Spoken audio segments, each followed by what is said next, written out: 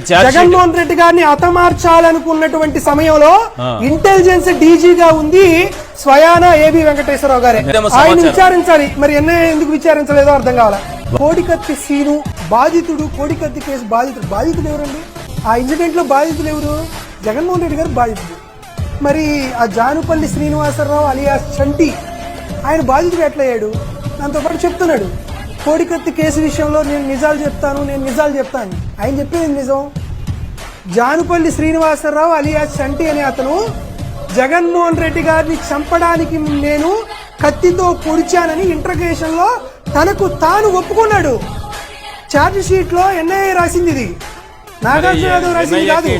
National investigation agency 5 సార్లకు పైగా జగన్మోహన్ రెడ్డి గారిని హతమార్చాలనేటువంటి intention తోనే జానుపల్లి శ్రీనివాసరావు అలియాస్ చంటి కత్తితో దాడి చేశాడని రాశారు.